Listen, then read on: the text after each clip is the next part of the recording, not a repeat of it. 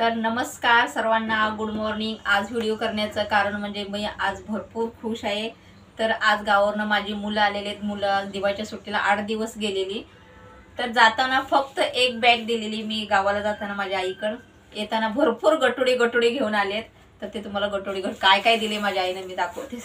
काय काय बांधून गावाकडचा हा असंच असतं, जाताना एकदम हँडसम बनून यायचं आणि येताना सगळे गटुडे असे गावाकडनं सगळे घेऊन यायला लागतात। तर याच्यामध्ये माझ्या काहीनं काय काय दिले ते तुम्हाला दाखवते। आणि मेन म्हणजे मी मसाला आणायला गेलेली।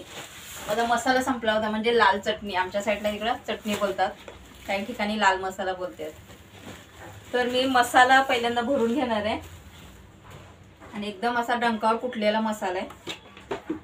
तर मी त्याच्यासाठी भरण्या पण भरून घेतलेले, धुवून घेतलेले। तर मी भरण्या पण अशा धुवून घेतलेले। आता याच्यात सुकवून एकदम, कारण ओल्यामध्ये ठेवलं तर वर्षभर मसाला टिकत नाही, म्हणून हे पूर्ण सुकवून उन्हामध्ये घेतलेलं आहे आणि आता कपड्याने पुसून पण घेतलेलं आहे। तर एकदम लाल भडक आहे असा डंकावरचा मसाला।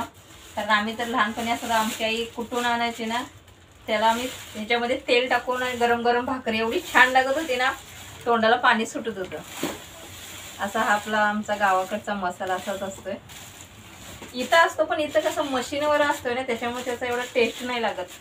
याच्यामध्ये तर नॉनव्हेज किंवा बकऱ्याचं मटण जर काय खाचाल तुम्ही, हे मसाला चटणी टाकली तर ही सांगली साईडलाच असा मसाला भेटतोय, एकदम लाल भडक आहे।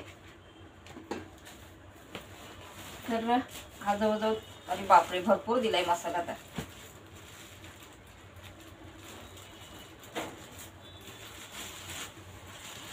कारण इथला जो मसाला वापरतो टेस्ट अजिबात नाही, एकदम अशी बुक्की असते त्याच्यामध्ये। गरम मसाला हे काय नाही याच्यामध्ये। आमच्या हा जो मसाला आहे ना, कांदा लसूण हे सर्व मिक्स असतं याच्यामध्ये, त्याच्यामुळे टेस्ट पण चांगली आणि वर्षभर हा राहतोय मसाला।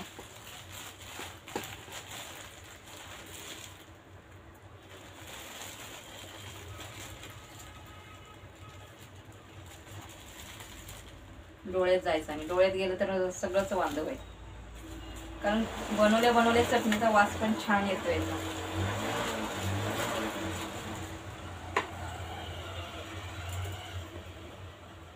किती लाल भडक आहे, वास पण एवढा छान येतोय ना। आता तुम्ही व्हिडिओ मध्ये बघताय त्याच्यामुळे काही दिसत नाही, पण एवढा छान वास येतोय ना, मस्तच। असं वाटतं की किती खायचं। केल्या चटणीचा तर घरभर वास येतोय, एकदम मसाला भाजण्यापासून ते कुटून आणण्यापर्यंत। आणि भरताना तर एवढा सुगंध येते ना, असं वाटतं किती खाऊन किती नाही। आता मी बोलते ना, व्हिडिओ करते तर माझ्या तोंडाला पाणी सुटलेलं आहे।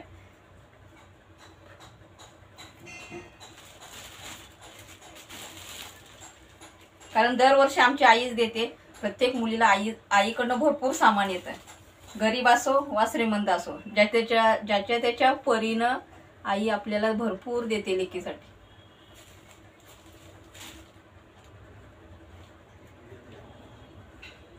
हा मला आता वर्षभर मसाला भर जातोय। तर तुम्ही डंकावरचा मसाला वापरता की घरातला असा म्हणजे कुटून ह्याच्यावरचा की मशीनवरचा वापरता, ते नक्की मला कमेंट करून सांगा। आणि तुमची आई पण तुमच्यासाठी काय देते ही मला कमेंट करून सांगा।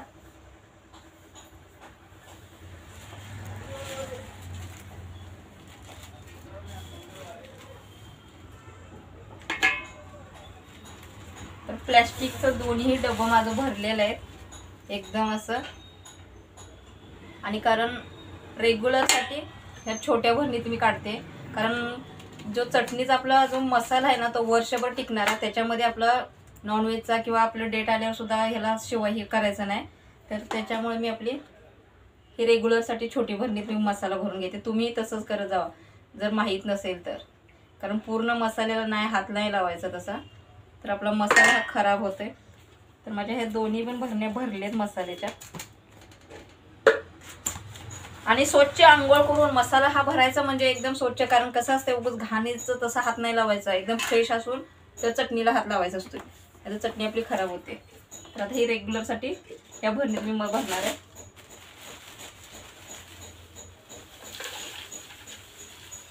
आता बाजूच्या ताईकडनं आणलेले त्यांना पण आज मसाला देणार आहे, ती पण आज जाम खुश होईल। एकदम फ्रेश चटणी ताजी भेटलेली आहे।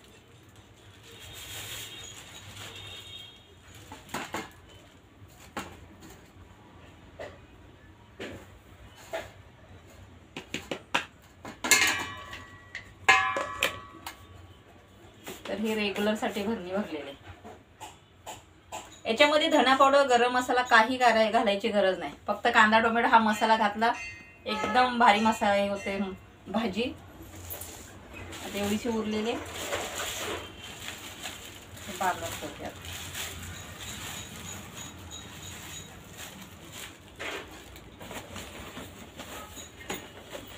अजून बरोच छोटे छोटे गटुडी भरपूर काय काय दिलेत ते पण बघायचे मला. अजून मी सोडली पण नाही कारण टाइम नाही माझ्याकडे. मला कामात नाही, याच्यातनं ब्लाऊज शिवून येत नाही, याच्यातनं काही वेळच भेटला नाही.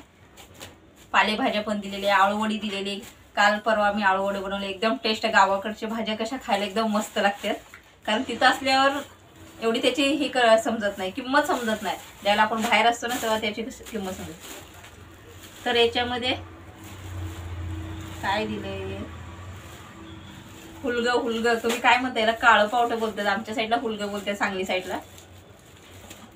तर ते पण दाखवते. कारण त्या सीझनला आम्हाला भेटले नव्हते हुलग. यांना भिजवून याची डाळ करून छान लागते. ह्याची भाजी पण बरोबर मस्त लागते डाळ करायची. तर हे पण हुलग पण दिलेले आहेत. काय दिले, हे चण दिले, चण हरभरे, गावठी हरभरे. हे पाण्यात भिजून एकदम सकाळ सकाळचं ना खायला पण इकडं मस्त लागते. तर गेल्या वर्षी पण मला दिलेले, ते तसेच ठेवलेत, मी काय खाल्ले नाहीत. तर या वर्षी पण मला या अजून दिलेले आहेत. आणि आता याच्यामध्ये हे गावाकडे सगळं असे गाठोडे गाठोडे बांधून आपल्याकडे येत असते सामान.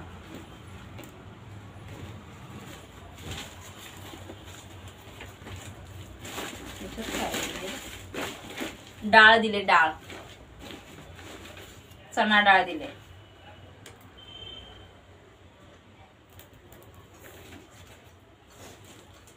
तर आई आमची सर्व बांधताना आम्हाला सर्व देते. आम्हाला एवढी डाळ दिली मला. बोलते पोरांना घाल, काही भजी कर, वड्या कर, आळू वड्या कर म्हणून सर्व बांधून दिलेले. आणि शेंगा पण दिलेत. माझ्या शेंगा कुठे आहेत रे, दे बघू.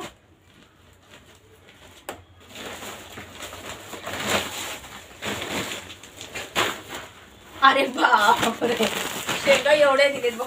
आईला सांगितलं शेंगा जास्त देऊ नको कारण इथं शेंगा कोण खात नाहीत एवढं. तर असू दे, घे जा, पोरं आहेत खायला. पोरं अगं म्हणलं पोरांना काय नुसतं शेंगावर ठेवते काय काय. तर आई बोलते ने जा, ने जा, मी हाय तोपर्यंत ने जा बोलते. अरे बापरे, 2 काय दिले.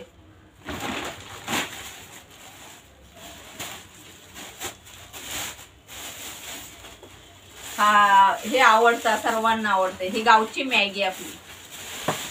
तर काय तुम्ही ओळखू शकताय का. तर ह्या आहेत आपल्या शेवया, शेवळ्या दिलेल्या आहेत. ह्या मला उन्हाळ्यामध्ये पण दिलेल्या होत्या.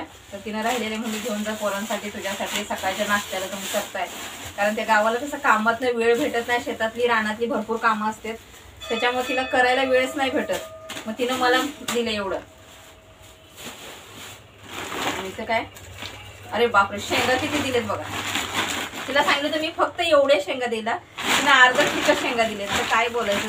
बोलते हे जर घरच्या शेंगा आहेत, हे जरा हे कर, उकडून खा, भाजून खा, खा तुला कशा खायचे तशा खावं. एवढ्या शेंगा दिल्या. आणि ज्वारी पण दिलेली आहे मला. 40 किलो 40-50 किलो ज्वारी असेल, असं ज्वारीचं गटोडं मोठंच्या मोठं दिलेलं आहे. तेवढी माझी पोरं घेऊन आलेले आहेत. तर कसा वाटला आपला गावचा हा आईकडचं सामान ते नक्की कमेंट करून सांगा. आणि जर व्हिडिओ आवडला तर लाईक, शेअर, कमेंट करायला विसरू नका. चला, बाय बाय.